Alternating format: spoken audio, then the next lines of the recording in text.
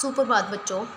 आज हम आपको हिंदी की कक्षा में पाठ नंबर 5 पंच परमेश्वर कहानी है। ये एक पंच परमेश्वर पाठ नामक जो एक कहानी है, इसको आज हम आपको पढ़ाएंगे। इसके कठिन शब्द ये देखिए, 2 लाइन्स आपके को दे गए हैं। ये कठिन शब्द आपको अपनी कॉपी में लिखने हैं और इस चैप्टर के जो शब्दार्थ होंगे वो भी आपको अपनी कॉपी में लिखने हैं। ये तो आपका होगा रिटन वर्क और इस चैप्टर को आपको अच्छे से रीड कर लेना है। तो ये रीड करवा रही हूँ अभी मैं आपको। पंच परमेश्वर।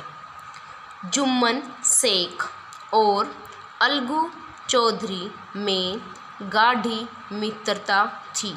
गाढ़ी मित्रता मतलब कि सच्ची दोस्ती, बहुत गहरी दोस्ती थी। जुम्मन शेख और अलगू चौधरी 2 व्यक्तियों के नाम हैं जिनमें बहुत गहरी दोस्ती थी। साझे में खेती होती थी, कुछ लेन देन में भी साझा था। साझे में मतलब कि जो खेती करते वो भी दोनों एक ही जगह कर लेते थे और जो मुनाफा होता उसको वो आधा आधा कर लेते, और लेन देन का काम भी कुछ साझा ही था। एक का दूसरे पर अटल विश्वास था। अटल मीन्स कभी ना हिलने वाला। एक दूसरे पर उन्हें बहुत ज़्यादा विश्वास था। जुम्मन जब हज करने गए थे तब अपना घर अलगू को सौंप गए थे। हज होता बेटा, मुस्लिम जाते हैं हज पर, हज की यात्रा पर। तो जब जुम्मन शेख जो था एक मुसलमान परिवार से था और अलगू चौधरी हिंदू परिवार से था। ठीक है। तो जुम्मन जब हज करने गया था तब वो अपना सारा घर किसको सौंप के गया था? अपने दोस्त अलगू को। और अलगू जब कभी बाहर जाते तो जुम्मन के, यहाँ भरोसे आना था बेटा, ये टाइपिंग में मिस्टेक हो रखी है। भरोसे अपना घर छोड़ देते थे। जब जुम्मन कहीं बाहर जाता तो वो अलगू के भरोसे अपना घर छोड़ देता, और अलगू जब कहीं बाहर जाता तो वो जुम्मन के भरोसे अपना घर छोड़ देता। इस मित्रता का जन्म उसी समय हुआ था जब दोनों बालक ही थे और जुम्मन के पिता जुमराती उन्हें शिक्षा प्रदान करते थे। इन दोनों की मित्रता कब हुई थी? जब वो बच्चे थे। और जुम्मन के पिताजी का क्या नाम था? जुमराती। वो इन दोनों को, जुम्मन को भी और अलगू को भी शिक्षा देते थे।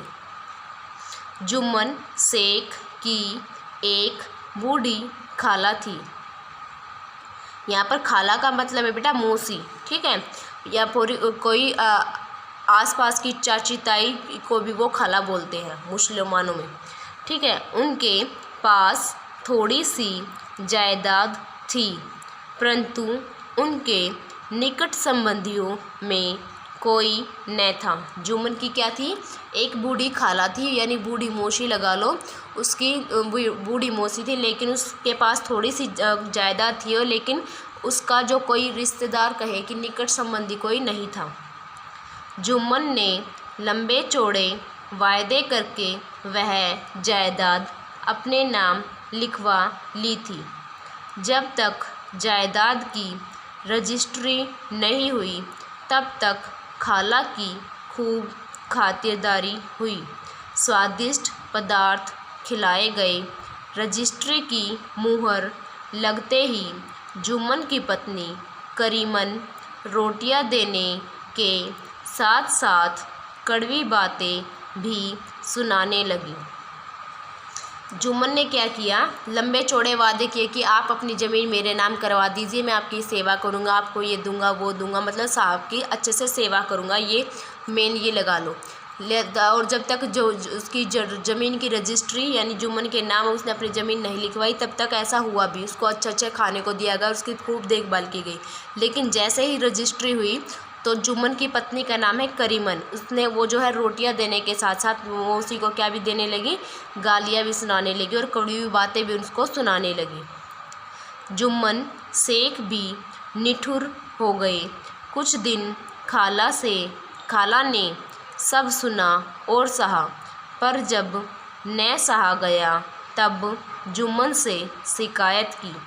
जुम्मन ने गृहस्वामिनी के प्रबंध में दखल देना उचित न समझा। कुछ दिन तक और यूं ही रो धोकर काम चलता रहा। अंत में एक दिन खाला ने कहा, बेटा तुम्हारे साथ मेरा निभा न होगा, तुम मुझे रुपये दे दिया करो, मैं अलग पका खा लूँगी। अब जब वो जुम्मन की पत्नी करीमन उसे मोशी को अच्छे से रोटी नहीं देती और उसको सुनाने लगी, तो कुछ दिन तो उस खाला ने देखा, फिर कुछ दिन के बाद उसने जुम्मन से शिकायत की, लेकिन जुम्मन ने भी अपनी पत्नी को कुछ नहीं बोला और उसने सोचा कि मैं आप घर के मामलों में यानी औरतों के मामले में नहीं बोलूँगा। तो उसने अभी अपनी पत्नी को कुछ नहीं कहा कि आप मौसी के साथ ऐसा व्यवहार क्यों कर रहे हो। फिर क्या हुआ, उस जो खाला थी, एक दिन उसने जुम्मन से कहा कि मेरे साथ तुम्हारा गुजारा नहीं होगा, यानी कि मैं तुम्हारे साथ दोनों के साथ खाना जो देते हो उसमें मेरे को अच्छा नहीं लगता, वो आप मेरे को बुरा भला बोल के देते हो और अच्छा खाना भी नहीं देते, तो आप मेरे को पैसे दे दिया करो। किसको बोलती है? जुम्मन को, कि बेटा जुम्मन तू मेरे को पैसे दे दिया कर, मैं अपना अलग से खाना पका लूँगी और खा लूँगी। जुम्मन ने धृष्टता के साथ उत्तर दिया, रुपये क्या यहाँ फलते हैं? खाला बिगड़ गई, उन्होंने पंचायत करने की धमकी दी। जुम्मन बोले, हाँ ज़रूर पंचायत कर लो, फैसला हो जाए, मुझे भी रात दिन की यह खटपट पसंद नहीं। एक दिन संध्या के समय एक पेड़ के नीचे पंचायत बैठी। जुम्मन शेख ने पहले से ही सारा प्रबंध कर रखा था। पंच लोग बैठ गए तो बूढ़ी खाला ने उनसे विनती की, पंचों आज 3 साल हुए मैंने अपनी सारी जायदाद अपने भांजे जुम्मन के नाम लिख दी थी। जुम्मन ने रोटी कपड़ा देना कबूल किया था। साल भर तो मैंने रो धोकर इसके साथ काटा, पर अब सहा नहीं जाता। मुझे न तो पेट भर रोटी मिलती है, न ही तन ढकने को कपड़ा, मैं बेसहारा हूँ। फिर जब मौसी ने पैसे मांगे कि मेरे को अलग पैसे दिया करो, मैं अपना अलग पका के खाया करूँगी, तो जुम्मन जो है उन पर बिगड़ जाता है और कहता है कि पैसे क्या पेड़ों पर लगते हैं। तो मौसी जो है बिगड़ जाती है, वो खाला जो है बिगड़ जाती है और वो पंचायत करने की धमकी देती है। और कुछ दिनों बाद शाम के टाइम पंचायत बैठाई जाती है और पंचायत के सामने मौसी अपना दुखड़ा सुनाती है कि इसने 3 साल पहले मैंने इसको अपनी ज़मीन इसके नाम लिख दी थी और इसने मेरे को रोटी कपड़ा देने की गारंटी दी थी। मेरे अपने आप बोला था कि मैं आपको रोटी कपड़ा जब तक आप जियोगे मैं आपको दूंगा, लेकिन अब ये ना तो मेरे को पेट भर के रोटी देता है और ना ही मेरे को तन ढकने को कपड़ा देता है। मैं बेसहारा हूँ। बेसहारा मीन्स जिसका कोई सहारा न हो। तुम लोग जो राह निकाल दो उसी राह चलूँ। मैं पंचों की बात सिर माथे चढ़ाऊंगी। तो मौसी ने कहा कि तुम लोग जो फैसला दोगे अब मैं वही फैसला मानूंगी, तुम पंचों की बात को मैं सर्वोपरि मानूंगी। सरपंच किसे बनाया जाए, इस प्रश्न पर जुम्मन शेख और खाला जाना में कुछ कहा सुनी हो गई। अंत में खाला बोली, बेटा पंच न किसी के दोस्त होते हैं न किसी के दुश्मन। तुम्हारा किसी पर विश्वास न हो तो जाने दो, अलगू चौधरी को तो मानते हो, लो मैं उन्हीं को सरपंच मानती हूँ। जुम्मन शेख आनंद से फूल उठे, परंतु मन के भावों को छिपाकर बोले, चलो अलगू चौधरी ही सही। अलगू चौधरी सरपंच हुए। उन्होंने कहा, शेख जुम्मन हम तुम पुराने दोस्त हैं, मगर इस समय तुम और बूढ़ी खाला दोनों हमारी निगाह में बराबर हो। जुम्मन ने कहा, खुदा गवाह है, आज तक मैंने खाला जान को कोई तकलीफ़ नहीं दी। अलगू चौधरी ने जुम्मन से जिरह शुरू की। जुम्मन चकित थे कि अलगू को हो क्या गया है। अभी तो यह मेरे साथ बैठे थे, अब इतने प्रश्न मुझसे क्यों पूछते हैं। जुम्मन जब यह सब सोच ही रहे थे कि अलगू ने फैसला सुनाया। जुम्मन शेख पंचों ने इस मामले पर विचार किया। उन्हें यह उचित मालूम होता है कि खालाजान को माहवार खर्च दिया जाए, बस यही हमारा फैसला है। अगर खर्च देना मंजूर न हो तो रजिस्ट्री रद्द समझी जाए। फैसला सुनते ही जुम्मन सन्नाटे में आ गए। अब तक क्या हुआ बेटा? अब हमारा मौसी ने पंचायत बुला ली और पंचों के सामने अपनी जो दिक्कत थी, तकलीफ़ थी, कठिनाई थी, उसको रखा। फिर उसके बाद जुम्मन में और खाला में कहा सुनी हुई कि सरपंच किसको बनाया जाए। फिर काफ़ी देर कहा सुनी होने के बाद अलगू चौधरी को सरपंच बना दिया गया। और सरपंच बनने के बाद अलगू चौधरी ने क्या फ़ैसला सुनाया, दोनों के उससे जुम्मन शेख से बहुत सारे प्रश्न भी किए। जुम्मन को जो आश्चर्य हो रहा था कि ये मेरा दोस्त है और मुझसे प्रश्न क्यों पूछ रहा है। और फिर सभी पंचों ने और सरपंच ने मिलकर फैसला सुनाया कि तुम्हें मौसी को या तो हर महीने खर्चा देना होगा या फिर उनकी ज़मीन की जो रजिस्ट्री हुई है, जायदाद की जो रजिस्ट्री हुई है, वो रद्द समझी जाएगी। अलगू के फैसले की भी सभी लोग प्रशंसा कर रहे थे, पर इस फैसले ने अलगू और जुम्मन की दोस्ती की जड़ हिला दी। जुम्मन को यह फैसला आठों पहर खटकने लगा। वे इस ताक में थे कि किसी तरह अलगू से बदला लेने का अवसर मिले। ऐसा अवसर जल्द ही जुम्मन के हाथ आया। अलगू चौधरी बटेश्वर से बैलों की एक बहुत अच्छी जोड़ी खरीदकर लाए थे। देवयोग से जुम्मन की पंचायत के 1 महीने बाद इस जोड़ी का एक बैल मर गया। अब अकेला बैल किस काम का? गांव में समझू साहू थे। उन्होंने 1 महीने में दाम चुकाने का वादा करके चौधरी से बैल खरीद लिया। समझू साहू ने नया बैल पाया तो लगे रगेदने। चारे की फिक्र न पानी की। वह दिन में 3-3, 4-4 खेपे करने लगे। एक दिन साहू जी ने दूना बोझ लाद दिया। बैल ने जोर लगाया, पर वह आधे रास्ते में ही धरती पर गिर पड़ा। ऐसा गिरा कि फिर न उठा। इस घटना को कई महीने बीत गए। अलगू जब बैल का दाम मांगते तब साहूवाइन दोनों ही झल्ला उठते, कहते मुर्दा बैल दिया था, उस पर दाम मांगने चले हैं। इसी तरह कई बार झगड़े हुए, पर साहू जी ने बैल का दाम न चुकाया।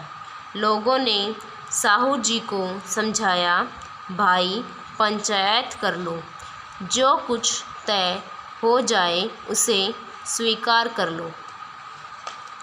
अब जब अलगू चौधरी ने जुम्मन के खिलाफ मौसी के हक़ में फ़ैसला सुना दिया तो जुम्मन की और अलगू की दोस्ती टूट गई। और दोस्ती टूटने के बाद जुम्मन शेख जो था वो इस फिराक में था कि कैसे वो अलगू से बदला ले।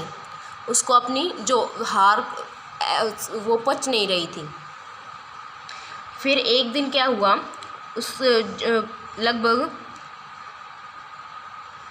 इस जो फैसला सुनाया गया था उसके लगभग 1 महीने बाद अलगू के पास 2 बहुत ही सुंदर सुंदर बैल थे, जिनमें से एक बैल मर जाता है और एक बैल जो है हल में काम नहीं आ सकता। इसलिए उसने एक बैल को भी बेचने की सोची अलगू ने, और उस अलगू ने वो बैल एक साहूकार को बेच दिया, समझू साहू को बेच दिया। समझू साहू नाम का एक व्यक्ति था, उसको बेच दिया।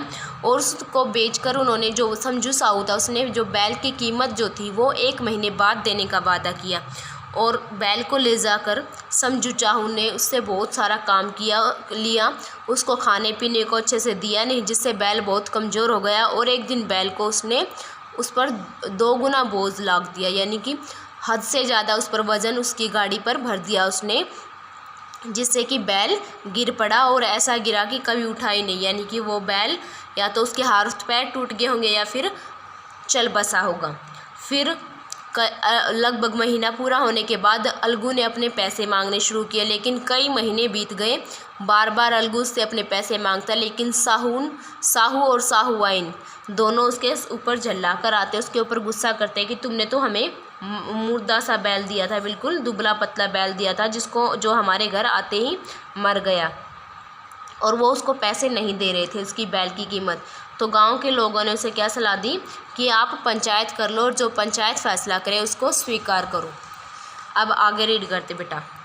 साहू जी राजी हो गई तथा अलगू ने भी हामी भर ली। उसी वृक्ष के नीचे पंचायत शुरू हुई। रामधन ने कहा, चौधरी बोलो, किसको पंच मानते हो? अलगू ने कहा, समझू साहू ही चुन ले। समझू खड़े हुए और कड़क कर बोले, मेरी ओर से जुम्मन शेख। जुम्मन का नाम सुनते ही अलगू का कलेजा धक धक करने लगा। फिर भी उन्होंने कहा, ठीक है, मुझे स्वीकार है। सरपंच का आसन ग्रहण करते हुए जुम्मन ने अपनी जिम्मेदारी का भाव पैदा हुआ। उन्होंने सोचा, मैं इस समय न्याय के सर्वोच्च आसन पर बैठा हूँ। सत्य से जो भर भी टलना मेरे लिए उचित नहीं है। अब यहाँ तक का समझिए बेटा। पंचायत बुलाने का फैसला हो गया। समझू साहू और अलगू चौधरी दोनों सहमत हो जाते हैं कि हम पंचायत करेंगे और पंचायत जो फैसला सुनाएगी वो मानेंगे। फिर पंच बनाने पर वो आया कि सरपंच किसको बनाए। तो सरपंच बनाने की किसको कहा गया कि अलगू ने कहा कि समझू साहू ही चुन लेगा, मैं वही ठीक है। उसने कड़क कर क्या कहा समझू साहू ने कि जुम्मन शेख, क्योंकि जुम्मन शेख को पता था कि इसके साथ अब दोस्ती नहीं है और ये दोनों दुश्मन बन चुके हैं। तो जुम्मन शेख मेरे हक में फ़ैसला देगा, समझू साहू ऐसा समझ रहा था। तो उसने जुम्मन शेख को कहा कि ये जुम्मन शेख सरपंच बनेगा। तो अलगू ने भी कुछ देर सोचकर कहा कि ठीक है, मेरी तरफ से भी ये सरपंच है। और उसका दिल तो धक धक कर रहा था, यानी कि दिल बहुत जो कलेजा धक धक करने लगा, क्योंकि उसे भी लगता था कि मैंने अपने मित्र की तरफ फ़ैसला नहीं दिया था, तो हो सकता है कि ये भी मेरी तरफ फ़ैसला ना दे। और फिर जब जुम्मन शेख सरपंच के पद पर बैठा, उसने वो पद ग्रहण किया, तो उसने सोचा कि मैं न्याय के सर्वोच्च आसन पर बैठा हूँ, तो मुझे सत्य का ही साथ देना है, मैं सत्य का साथ दूंगा, झूठ का साथ नहीं दूंगा। पंचों ने दोनों से सवाल जवाब शुरू किया। बहुत देर तक दोनों अपने अपने पक्ष का समर्थन करते रहे। अंत में जुम्मन ने फैसला सुनाया, अलगू चौधरी और समझू साहू, पंचों ने तुम्हारे मामले पर अच्छी तरह विचार किया है। समझू के लिए उचित है कि बैल का पूरा दाम दे। जिस समय उन्होंने बैल लिया था उस समय उसे कोई बीमारी न थी। बैल की मृत्यु केवल इस कारण हुई कि उससे कठिन परिश्रम लिया गया और उसके दाने चारे का प्रबंध नहीं किया गया। जब अब पंचायत बैठ चुकी थी, पंचों का फैसला, पंच चुने जा चुके थे, फिर दोनों पक्षों की, जो अलगू चौधरी की भी और जो ये समझू साहू की भी बातें सुनेंगी। दोनों पक्षों ने अपना अपना पक्ष रखा। कई देर तक उनके आपस में बहसबाजी हुई और फिर पंचों ने और इसने जुम्मन शेख ने फैसला लिया। तो जुम्मन शेख जो सरपंच बनाया गया था, उसने क्या फ़ैसला सुनाया कि पंचों ने तुम्हारे मामले पर अच्छी तरह से विचार किया है और हम इस फैसले पर पहुँचे हैं, इस नतीजे पर पहुँचे हैं कि समझू साहू को बैल का पूरा दाम अलगू चौधरी को देना पड़ेगा, क्योंकि बैल जब आपने लिया था समझू साहू, तो बैल बहुत अच्छी हालत में था, यानी बैल को कोई बीमारी नहीं थी। बैल की मौत क्यों हुई? क्योंकि उसे कठिन परिश्रम लिया गया, बहुत ज़्यादा कठिन परिश्रम लिया गया और उसके खाने का, उसके दाने का कोई प्रबंध नहीं किया गया।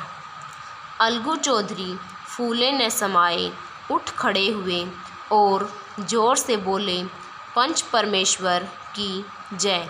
अलगू चौधरी फूले न समाये मतलब बहुत खुश होना, मुहावरा है ये फूले न समाना। अलगू चौधरी बहुत खुश हुआ और उठकर क्या बोले? पंच परमेश्वर की जय।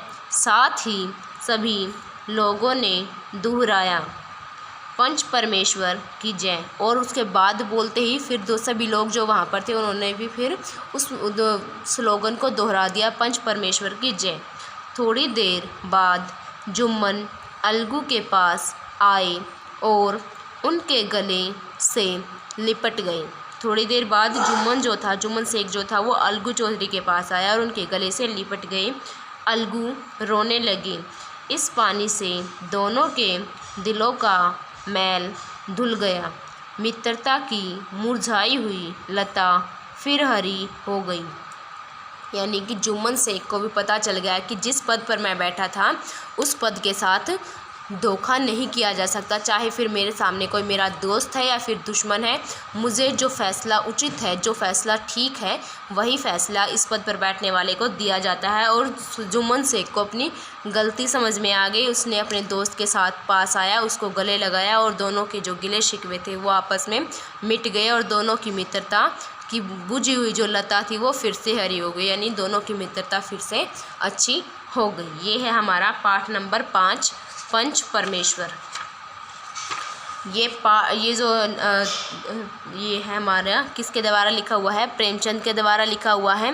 ये शब्दार्थ बेटा हमारे आगे भी है, नेक्स्ट पेज पर भी और इधर भी है। इन शब्दार्थों को और जो कठिन शब्द हमने स्टार्टिंग में देखे थे 2 लाइन्स, वो दोनों आपको कॉपी में अच्छे से लिखने हैं और चैप्टर को अच्छे से। ये है हमारे कठिन शब्द यहाँ तक और ये है हमारे शब्दार्थ यहाँ से यहाँ तक एंड नेक्स्ट पेज पे भी हैं।